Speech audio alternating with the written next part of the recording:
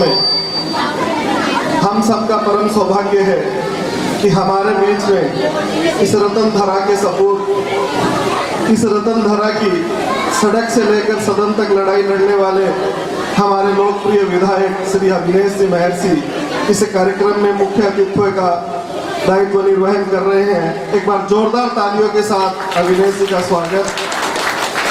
आपके यहाँ की प्रधान रही और अभी जिला परिषद सदस्य श्रीमती संतोष जी तालड़िया भी हमारे बीच में विराजमान हैं, इनका भी जोरदार अभिनंदन। मैं अपने आप को गौरवान्वित मानता हूँ कि जिन गलियों में मैं खेला हूँ, बचपन में खेला हूँ, ननिहाल में खेला हूँ और आज मुझे इस कार्यक्रम में आने का सौभाग्य प्राप्त हुआ, ये मेरे लिए सौभाग्य की बात है। इस कार्यक्रम में मेरे छोटे भाई नेमीचंद की अथक मेहनत के कारण आज ये गुरुकुल आदर्श विद्या मंदिर इस मुकाम पर पहुंचा है, इसके लिए इसको बहुत बहुत शुभकामनाएं। मेरे मामा श्री ओम जी, रतन जी, हरि किशन जी, झाबर जी, मुरली जी, बाबूलाल जी, इन सबको भी मैं प्रणाम करता हूँ। सामने विराजमान मातृशक्ति प्यारे बच्चों, आज ये हम सब के लिए गौरव की बात है कि ये गुरुकुल आदर्श विद्या मंदिर का वार्षिक उत्सव है और इस वार्षिक उत्सव में आज हम सब शिरकत कर रहे हैं। मैं ज़्यादा कुछ नहीं कहूँगा, अविनेश जी को भी अभी बोलना है और संतोष जी को भी बोलना है, फिर हमें आज मोदी जी की मन की बात का 100वां कार्यक्रम है, उसमें हमें जाना है। मैं बस बच्चों को एक बात कहना चाहूँगा, उनके गुरुजनों को एक बात कहना चाहूँगा कि हमारी जो शिक्षा पद्धति है वो अंग्रेजों के ज़माने से चली आ रही शिक्षा पद्धति, मेघालय की शिक्षा पद्धति है, जो हमें अब तक पढ़ना लिखना और बाबू बनाना तो सिखाती थी पर रोजगार परक शिक्षा नहीं दे रही थी, जिसको सुधारने का काम हमारे देश के माननीय प्रधानमंत्री मोदी जी ने किया है।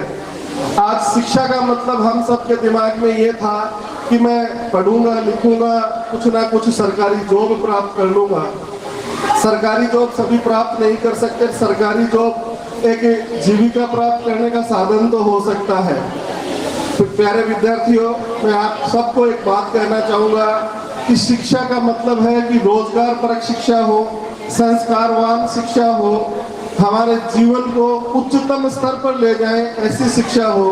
मैं गुरुजनों से भी आग्रह करूँगा कि हमें इन विद्यार्थियों को, इन बच्चों को ऐसी शिक्षा देनी चाहिए। मैं जब महाविद्यालय में था तो मुझे पता नहीं था कि मुझे क्या करना है। कॉलेज में गया, एडमिशन ले लिया, एडमिशन के बाद में पता नहीं था, बस ग्रेजुएशन कर ली, ग्रेजुएशन के बाद में एमए कर ली कि अब क्या करना है कि बीएड कर लो।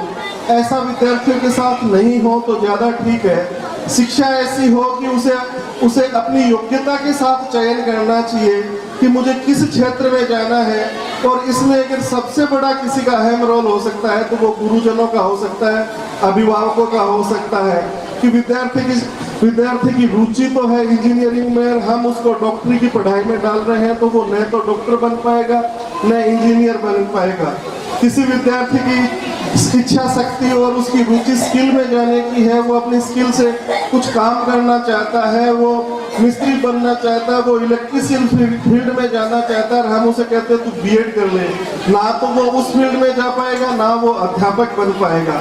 शिक्षा का जो रूप है उसे बदलने का काम, जो मेघालय की शिक्षा पद्धति थी, हमें बाबू बनाने की शिक्षा पद्धति थी, उसे हमें उस मानसिकता से भी बाहर निकलना होगा। मैं आज के इस शानदार कार्यक्रम में नेमीचंद, इनके स्टाफ को, सबको बधाई और साधुवाद देते हुए अपनी वाणी को विराम दूंगा। बहुत बहुत धन्यवाद। जय हिंद, जय भारत।